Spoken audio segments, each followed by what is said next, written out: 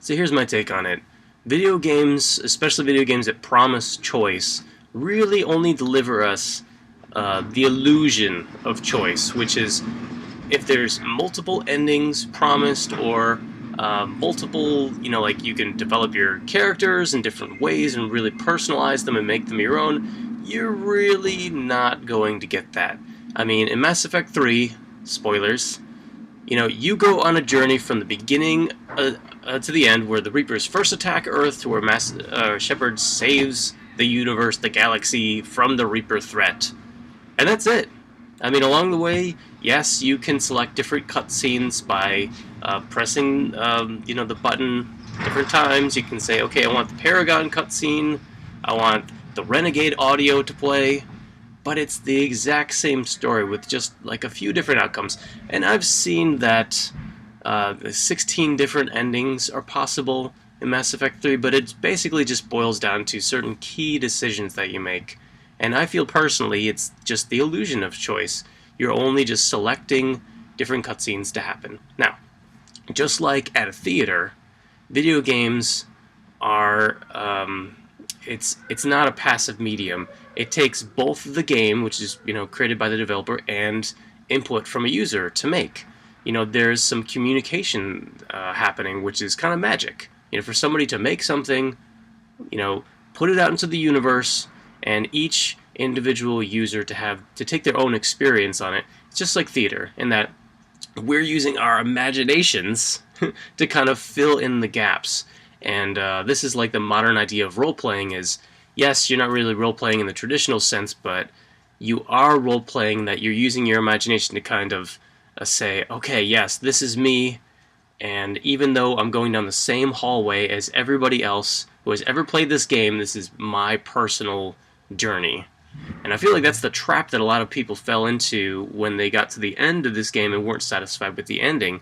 Because really, if you've been projecting yourself onto this avatar, this everyman Commander Shepard, and things in the story that was written not by you but by somebody else didn't exactly turn out the way you wanted, I mean, obviously some people were really upset by that because, in their minds, it's them. It's them playing the game. Commander Shepard is enough of just like a total neutral nobody, with like a good guy, bad guy, split personality thing happening, that anybody can just jump on and say, yeah, Commander Shepard, like, that's just me. Yes, I'm Commander Shepard. Huzzah! I romance who I want. Yes, I make the world as difficult as I please. Haha! But really, it's just the illusion of choice. You never had a snowball's chance in hell of affecting the outcome. And here are some examples. So I feel like I really was into Mass Effect 2. Mass Effect 3, the only things that really carried over from the second one, besides, who lived and who died, weren't necessarily the choices that you made, because Cerberus is still evil. Cerberus still utilizes the final boss, the heart, I guess, of the final boss from Mass Effect 2. But there's more just like silly jokes and references that kind of, just reference Mass Effect 2 instead of saying, okay, this is a direct continuation. I mean, at the beginning of Mass Effect 3, Commander Shepard's been out of commission for 6 months. She has been, down to like a low point where nobody believes them, and it's just like Harry Potter syndrome where you were up at the highest of the high points in the end of number 2, and they've taken you down to the beginning where, you're level 1 Commander Shepard again, and there's nothing you can do. You have to go through another journey to progress to beat the Reapers. It's, it's your typical hero's journey arc. But towards the end of number 3, you start to realize, or at least I started to realize, I don't know, all those angry fans out there may not have, but there was no possible way that the authors the script were gonna let Shepard live. And there's one ending where Shepard sort of breathes at the end, but that's about it. But the whole idea of a noble self-sacrifice, closure for the entire world of the Mass Effect story, all that kind of lends itself to restarting the universe for a new trilogy. Like we all saw Mass Effect 4, or excuse me, Halo 4, the trailer coming out, and Master Chief's journey continues for some reason. Even though, just like Cloud at the end of Final Fantasy VII, he was better off dead, because death is meaningful. Self-sacrifice is, in my opinion, one of the greatest things you could ever do. There's so many World War II memorials all over the world that quote, I'm not going to give you a direct quote, but like there's this quote from the Bible saying, no greater love a man haveth than to lay down his life, for that of his friends. And I really feel like, yeah, BioWare hit it spot on where they decided, our main character isn't just Joe Q everybody. There's going to be meaning in his journey for a change, and that includes death and killing them off. The beginning of Mass Effect 2, Shepard dies, and it was a huge thing. Like, oh my god, they killed off the main character of the series, but he's only to be resurrected again. The beginning of Mass Effect 3, it's kind of a letdown. Like, there's this Reaper invasion that we kind of saw coming. Shepard's just kind of been like lounging around, eating pie, writing some emails. Not really much has changed. But by the end, Shepard's really done a 180, and just like Shepard's horrible broken body slowly making its way towards the final part of the game. You're supposed to really feel pain that Commander Shepard's going through, and I really felt it. Alright, finally, the Crucible.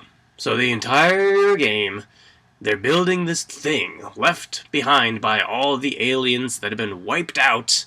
For the last 50,000 years, everybody gets wiped out. Again and again and again and again. But they've left behind these amazing plans for this weapon called the Crucible. And the entire game, you keep on hearing all these status updates.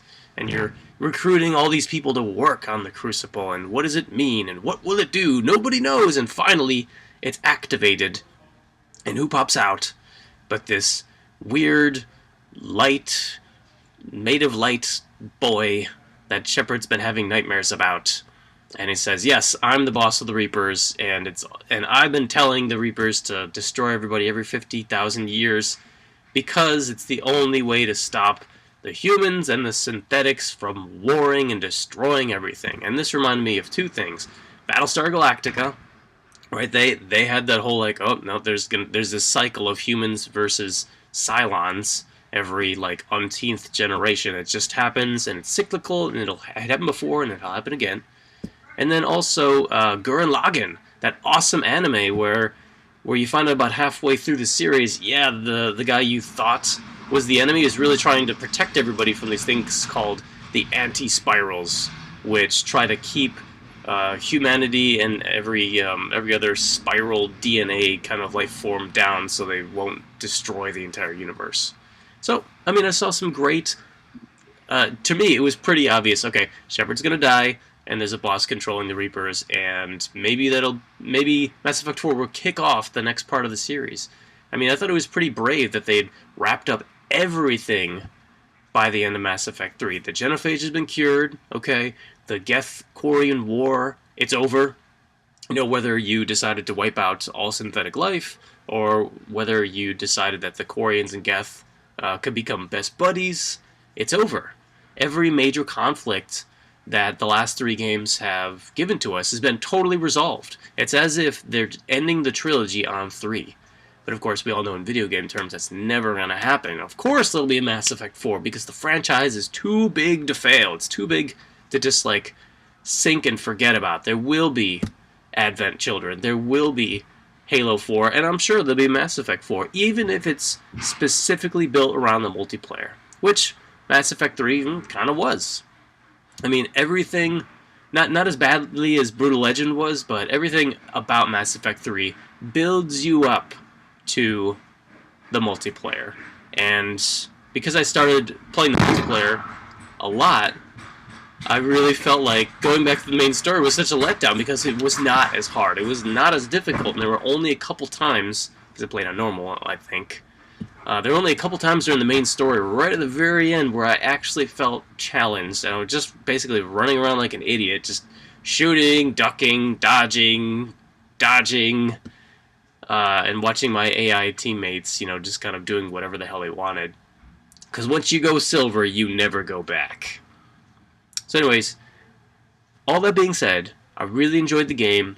Haters are gonna hate, but I really don't feel like all these protesters have a leg to stand on because it wasn't their story, it wasn't their choices. Like they're watching. We, the players of the game, are watching an interactive novel, and whether or not you punch the reporter or not has no effect on the game. Zero effect on the game. Whether or not you choose to do any of the 3 endings in the end of Mass Effect 3 has zero effect on the game. We were all running through the same corridor. Mass Effect 2 is the same exact way. Mass Effect 1 is the same exact way. You start in one place, you end in another place. Galaxy saved. Whether you live or die, that's it. And if you really think about all the games that you played, especially Western RPGs, Western RPGs nowadays, it's the same exact story. You're reading someone else's novel. You're filling in the gaps with your imagination and really relating to the main character, but it's not your novel. And if you want to rewrite the ending, you are free to do so. There's this thing called fanfiction. I don't know if you ever heard that, but feel free to post your, okay, Shepard lived and he's on some beach somewhere with the companion of his choice and sipping margaritas, talking to Buzz Aldrin, saying, yes, yes, I saved everybody, haha! But that's up to you to create. I don't feel like it's the author's job to release some kind of DLC. I mean, did you guys read the first chapter to the Princess Bride sequel, which is in like the special edition book re-release? It's awful. Nobody wants a sequel of a great franchise that you feel like could have continued. The part that you want is it's embedded in the, oh man, in the kind of like, wow, and the adventure could continue. That sounds great. And it really festers in your imagination like, wow, I wonder what happened next. You don't really want to hear what happened next. You just want to think about it. My opinion. Anyway, thank you for once again listening to me ramble and rant through Mass Effect 3. I think it's a great game. If you are playing it already, play it soon because the multiplayer will only last for so long. And yeah, hit me up. Bye.